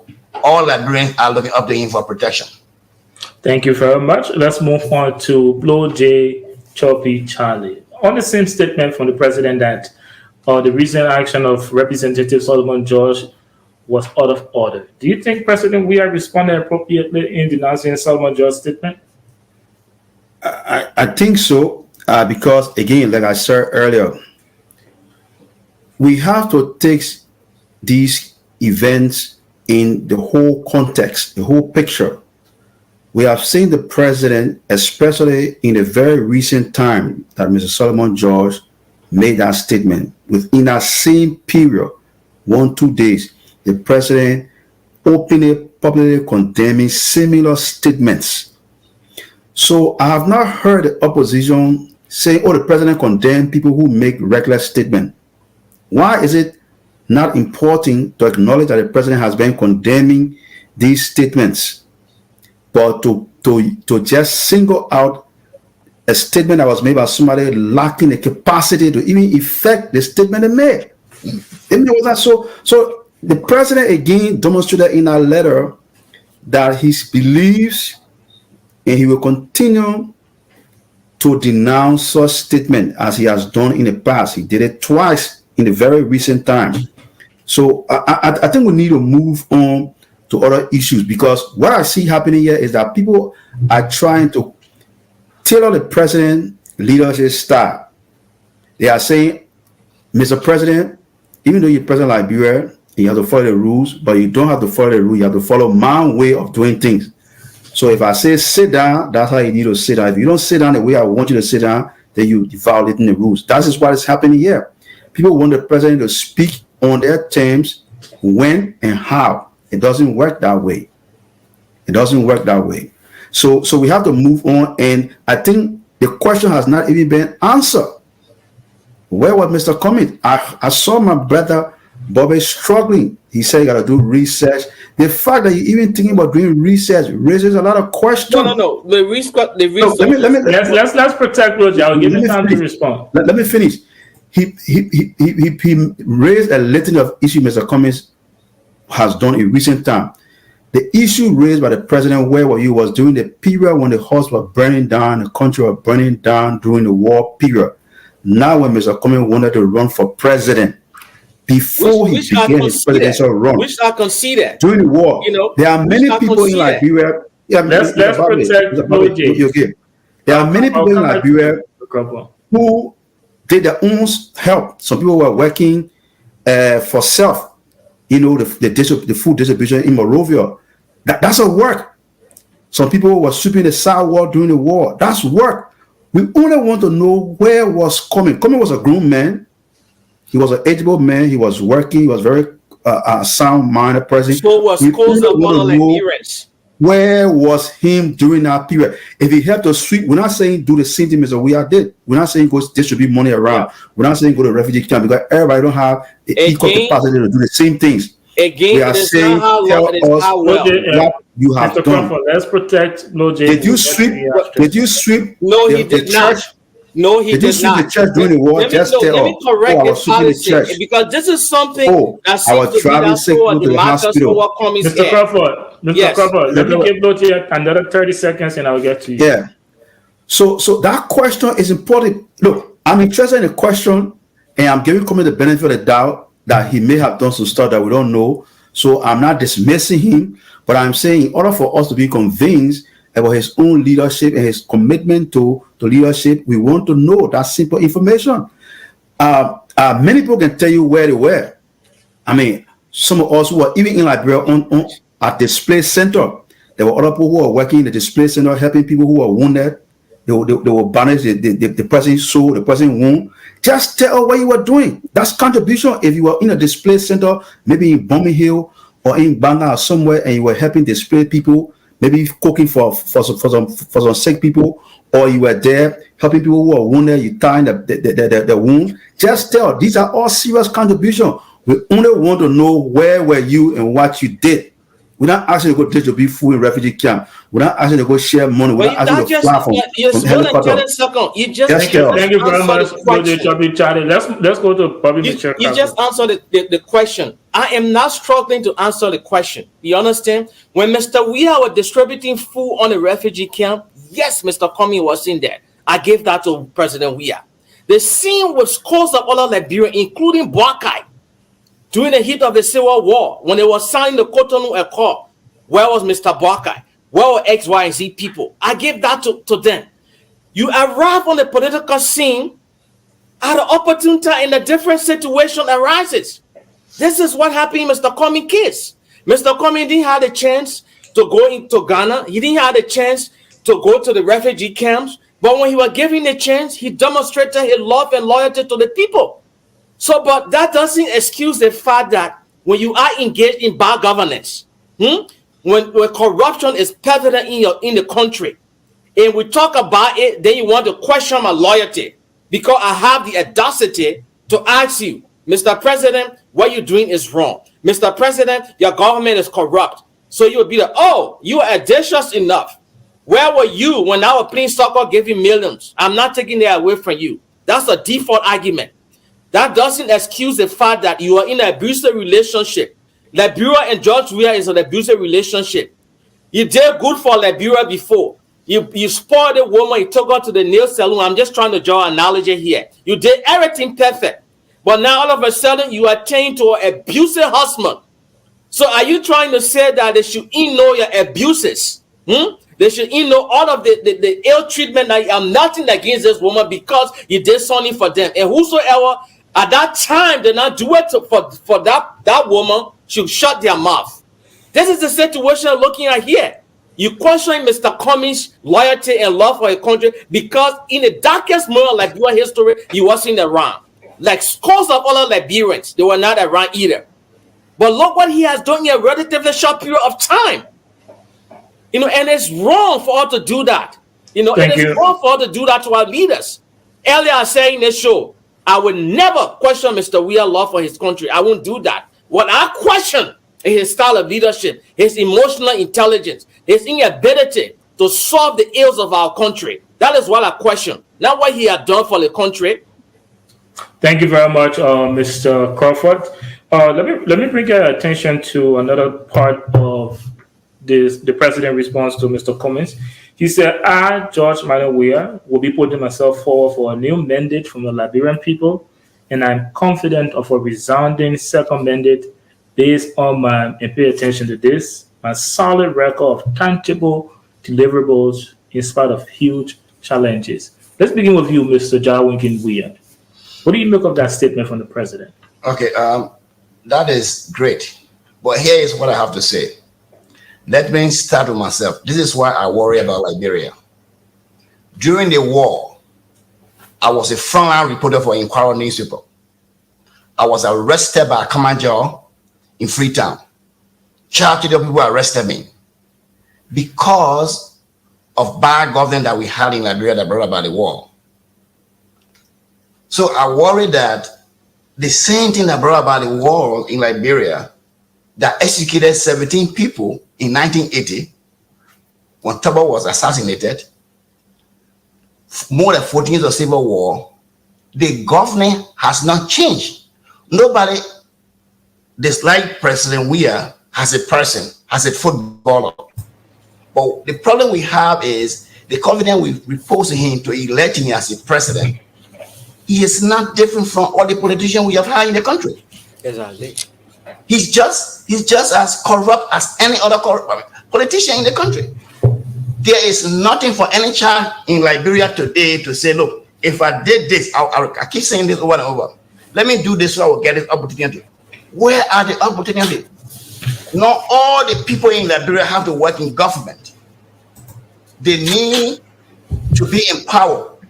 They do not need handout. They do not need beggar rights. They do not for Mr. Weah and his government officials to distribute money to them. They need jobs. Nobody wants their woman about to give birth and they go around people's offices to ask for money. No girl in Liberia wants to be selling their body for school fees. They need opportunity. This is the thing that we expect for Weah to do. Weah live in the Western world. He knows what goes on there. People learn on the job. It's not about education, but you have to listen to the people. And I think what is happening is that Weah thinks because he's popular, whatever he does is right. No. The people are still suffering. Right now, if you land in Liberia from the airport, 1 o'clock in the night, if you're walking down the street, you'll see a girl of 12 or 13 still selling cold water in the street. There is no opportunity. This is the point we're talking about. It is not because it's not about popularity. No, we are talking about the improvement of the life of the people. I want to go home. But how did I go home? Many of us want to go home. No opportunity. A high NGO in Liberia, even to get contracts of corruption in Liberia. Something that you want to do. What do you have for me? We expected Weah to change these things. That's what I have to say about this. Winking Weah. And thanks to all of you for your contribution on this segment. President Weah responds to Cummings' letter. Before we go for break, I will throw another question at you. The overall political warfare between Cummings and President Weah. Who scored political points? Cummings spoke at the president, and the president responded. Let's begin with Bobby Mitchell Crawford. Give us your take on that. That I can say, I think I made a speech once, and this has some degree of respect for my personality as an individual. I think Mr. Cummings scored 0 political points up to this, whatever so-called Lrtn, for lack of a better term, right? It is a known fact in many political quarters that Mr. Cummings is not a known political commodity. So whenever he has an exposure of this nature, just to paraphrase what I said in my speech a long time ago, I have some degree of respect to his credibility. And the conversation has been elevated between Weah and Cummings, the CCP versus the CDC. So I think Mr. Cummings scored some serious political point because Mr. Weah rebuttal to Mr. Cummings' letter was not only filled with fabrication. It had a lot of inaccuracy. Like I said earlier, it was copied and pasted. Something that a statement of director Mr. Boakai, VP Boakai, when he had a $16 billion saga, that was the same thing that you were directing at Cummings. So, go and don't take my word for it. Go and Google. You see that speech. It was like, really? Are you guys serious? This is something that you directed at Boakai. Now you're directing it at Cummings. So what I say about Mr. Weah or President Weah? So Mr. Cummings is the one who came victorious in this one here, in the so-called Lrtn. I think he scored some serious political point. Whenever there's Cummings and Weah in the same sentence about intellectual consistency, it's like night and day because it's not even close. Thank you very much, Mr. Crawford. Thank you very much, Mr. Crawford. Let's move on to Blow J Choppy Charlie. And let's keep in mind that President Weah has either remained silent, released or press release on the Executive Mansion Facebook page, and also giving a tape recording on a lot of national crises, including that of the COP protests. But this time he responded directly to Alex Cummings. It hit a nerve. So do you think, Blow J Choppy Charlie, who do you think scored political points in this Alex Cummings and President Weah warfare? I think before I get to the who scored the points, I just wanted to go back to the last question you asked, or the last or issue you raised when you talk about you read a document about President Weah putting himself forward for another mandate. I thought that statement from President Weah again demonstrates the whole idea of democracy, where even though he's a sitting president, but because there are rules governing the political process, where you have to wait for the period for nomination according to the election schedule for you to contest or for you to go to be nominated by a party to run. Mr. Weah is saying, I will put myself forward unless Cummings, who now has already declared himself as a stand-up bearer from his party and has said on the CPP there will be no democratic contest except him. Amen. He's drawing a contrast of miseducation there. So I just wanted to make that point. We are saying, I will put myself forward. So even though he's a sitting president, Cummings say, I'm already there. He's not even waiting for elections laws to reply by elections law. That's a problem right there. So to who score points? My last statement show who score point. We saw one man raising a lot of misinformation, disinformation, and we saw the other man educating him about the governance process, the democratic process, and the laws of the country. What disinformation about Mr. Crawford? Mr. Crawford. What disinformation about calling the government to dismiss? Mr. Crawford. Let's protect Claude. What disinformation about that? I mean, Mr. Crawford, let's protect Claude. I think what has happened here is that Cummings now has a lot of homework to do. He can go back. The president has given him a good opportunity to improve his knowledge about how the governance system works. Write to Mr. Cummings. Mr. Crawford, let's protect. They don't know that. His contribution. Yeah, has given Mr. Cummings a lot of homework.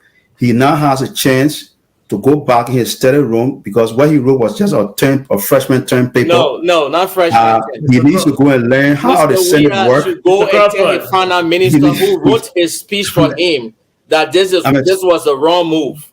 Look, Cummings has the opportunity to go and learn. Thank you. Mr. Crawford. He can learn now how the Senate President Weah should be arrested for plagiarism. All right. We need a chance there.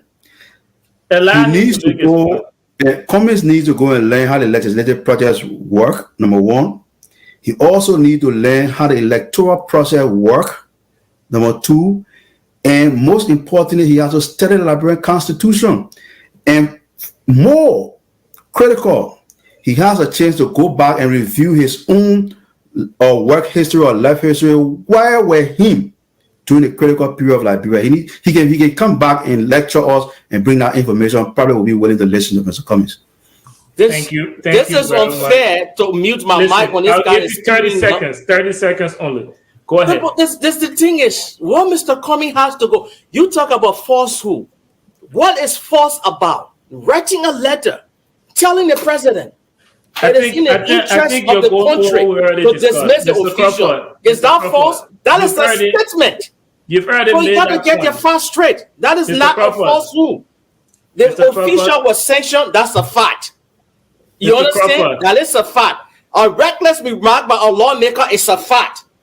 So what's there that is false about it? What is the fabrication? So I'm not going to sit here to misinform the Liberian people about Mr. Cummings has to go by and know some facts. And you're talking about somebody who is schooled in parliamentary procedure and you want to put George Weah against Mr. Cummings? Like I said earlier, it's like night and day. It's not even close. His foreign minister who exposited for this what's it called platitude. That's the dude who wrote that letter for him. That was laden, that was filled with grievances. You know, that's all. The man pissed off. That's why he wrote that letter. It lacks substance. It's all an opportunity to teach. It was an opportunity to teach somebody who was not knowledgeable about the governing system. I can't even take that in my 7th class when I'm in the 7th grade. I can't do that because all he's putting and said out there is I'm pissed off. If George Weah can talk, how come it took 4 days? The American government and international community, they have to condemn the rioting of the Independent Council of Patriots before he finally came to speak. The man is known to be mumu. Has benefited from the education. So that's not leadership. So what he came out to do was just that he pissed off. He think that Mr. Cummings is responsible for the sanction. It has nothing to do with leadership. And his attempt to do that, we have to move on. We have to move on. Thank you guys so much for your contribution. Before we move on to Mr. Jawinkin Weah, the last and final question: who scored political points? Let's keep in mind that President Weah has either remained silent, not we responded to the executive mansion page or pre-recorded tape. But this time he directly responded to Ellis' comments. Who scored political points? Well, it is difficult to say who scores political points because there is no way to test what is being said in the public among Liberians. We are all discussing it, debating the issues. But the truth of the matter is that the issue was brought up.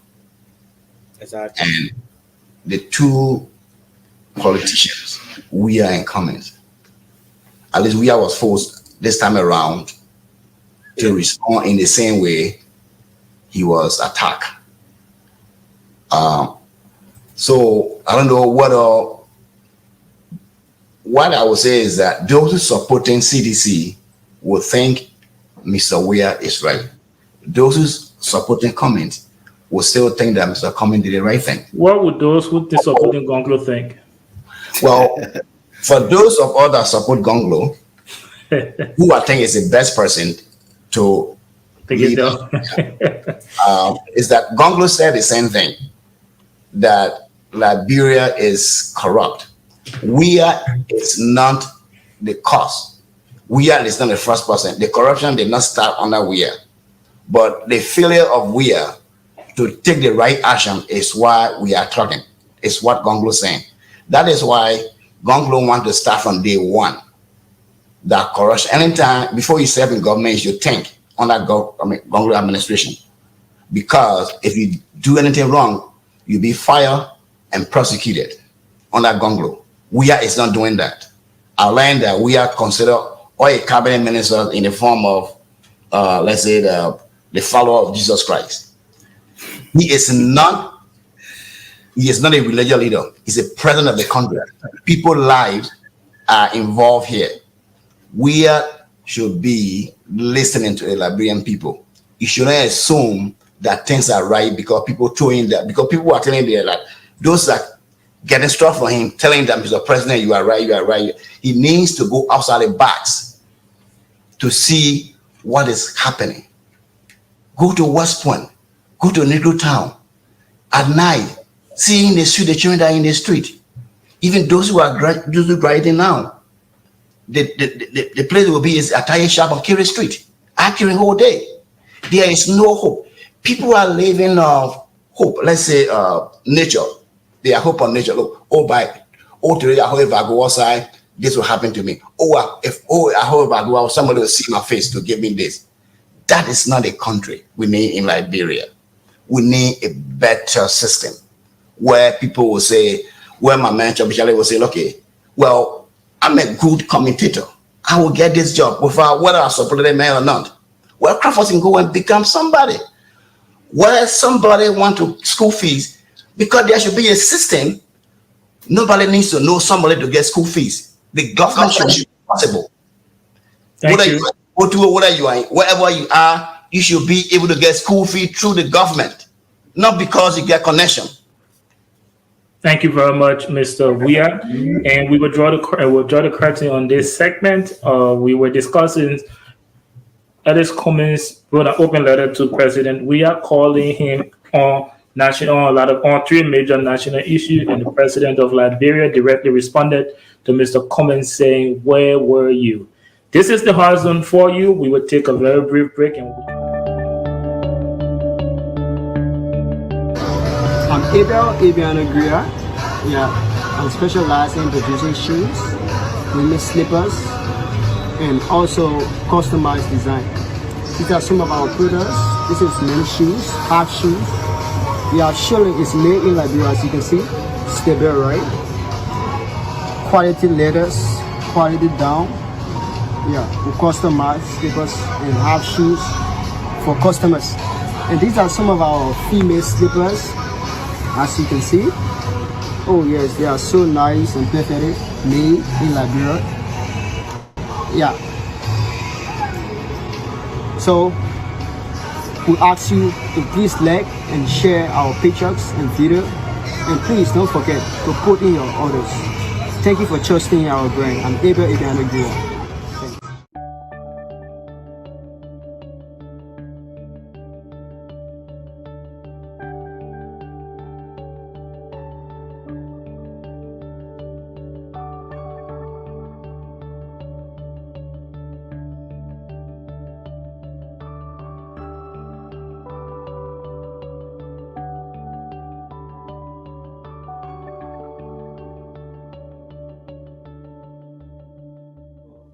Welcome back to the Liberia Radio and Television Network. My name is Derek Yale, and this is the Hard Zone.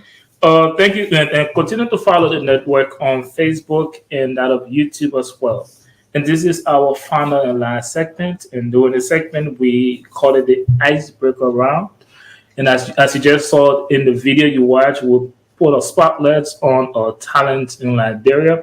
So we have a question for our panelists, and we will be hearing from them. And the question is, if you were to take one skill to Liberia, what would it be? One skill. Let's start with Blow J Choppy Charlie. Yeah. I think one skill that I really hope Liberians can grapple with is, I'll say, critical thinking skills. It's very, very important because it informs us about decision making, how to make good decision making. And Liberians, generally, the country itself tells you that we are backwards because we have not been making good decisions as a nation. So I'll say critical thinking skill is very, very necessary for Liberians to have in order to make good decisions to improve development of the country. Thank you very much. Let's move on to Lrtn Weah. If you were to take one skill to Liberia, what would that be? I think I will look at to volunteer. That is not, if you hardly find that in Liberia. When I was in Massachusetts, we had an African community where I used to serve as a coordinator for integration and immigration issues. All the new people that were coming, even those that were in the place before, we talked to all the schools in the place. Students were coming to teach, to help the new immigrant. So I think part of the problem we have in Liberia is that anybody that you ask to do something, they expect pay. Even when somebody dying to move them from the street, people expect pay. Nobody wants to help. So I think we need that kind of spirit in Liberia, where people will think that it is good to help people. Thank you very much. Let's move on to Bobby Mitchell Crawford. If you were to take one skill to Liberia, one skill, what would it be? My managerial skill and my zest for, my attention to detail. I am consumed. People that are the closest to me can attest to that. When I start something, I want to make sure it is done right. All the T's are crossed. I don't know if that's the right word to use. All the I are dots. That's the kind of person I am. And, when I manage a project, I want to make sure that people become part and parcel of that project and knowledge is transferred. So it is that one skill that I think I can take to Liberia, that I will not only benefit Liberians, but will benefit myself and everybody around me. And it feels of a little bit of an empathy. I tend to empathize with people. And back to Mr. Weah's point, I love volunteering. This is something that people don't do now and then, but I love to volunteer.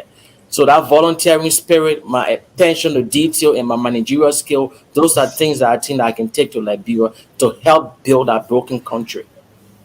Thank you very much. And all of you guys listed very important skills to take back to Liberia. Blowjet mentioned critical thinking skills. Mr. Lrtn Weah and Bobby Crawford, managerial skills. And my contribution to that, if I were to pick one skills, I think reading and listening will be the skills that I will pick, because I think if given our literacy rate is under 50%, I think if more Liberians, especially the young Liberians, apply themselves to reading and also to listening, not just hearing, it will make them equipped to not be easily manipulated or swayed away by politicians, and they will also be well informed, and they'll be able to make good decisions on who to put in their public office. At this point, guys, I would like to go around again to get your closing statement for the night. Let's begin with Bobby Mitchell Crawford. Oh, man, you just put me on the spot. Derek, thanks again for having me here. It's been a wonderful exchange. I don't take this lightly. Every time I have the opportunity to appear on this show, My hat off to my distinguished panelists, Choppy Chatter. You know, you my boy. We go back and forth. Kudos to you. A lot of respect. I like the exchange. Big brother, we are the same goes to you. You know, in the producer in the background where the people don't really have the chance to see them. I mean, they do all of the hard work. Kudos to you guys. Thank you guys so much. And I mean, we all on this show right here, right? Whatever we're doing here, you know, it's just for Mama Liberia. I mean, today I may be supporting Cummings, but that doesn't discount the fact that Mr. Weah is a good man. Nobody in Liberia, including President Weah, would just wake up daybreak and say, you know what, I just want to find a way to suffer the Liberian people. And you know, it just happened that he doesn't have the tools, he doesn't have the skill to lead the people. And that manifests in bad governance, that manifests in the suffering of the people. But in his heart of hearts, I don't think Mr. Weah just want to suffer the Liberian people. And the same goes for all those that in the contesting to be president. You know, so as we continue the discussion, let's bear in mind that our country need us. You know, we should know that we still have a fragile peace. Whatever posture that we adopt in our respective corners should be one that contribute to the peace of our country, that contribute and follow the development of our country, and that polarize that which has already been polarized. That's my take on everything. Thank you very much. So let's go to Mr. Jarwinkin Weah. Give us your closing statement. Okay. Thank you, thank you for giving me the opportunity again to speak to the Liberian people. We as Liberians need to think about ourselves. Think about the country. We should look beyond the obvious. We should not only say, what am I going to get out of this? But what we should be thinking about is that, what can I do to benefit Liberia? What is the legacy I'm going to leave at the ministry as a sweeper?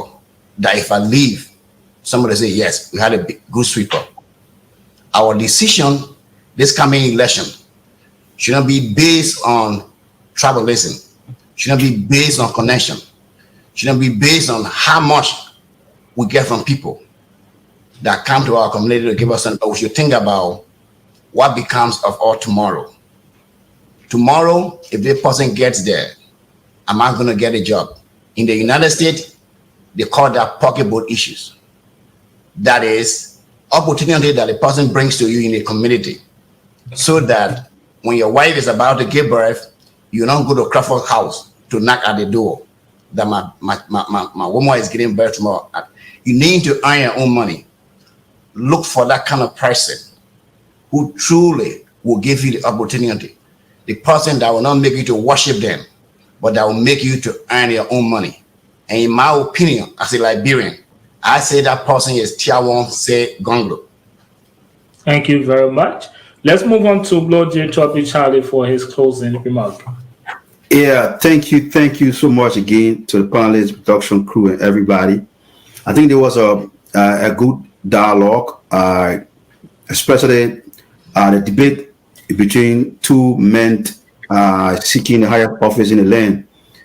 Like I said, this is a reminder of the Our Port versus President Weah Studman letter of the debates. I encourage folks to read those exchanges between Our Port and President Studman. There are a lot of fun in those letters too. They went very personal and hard on each other.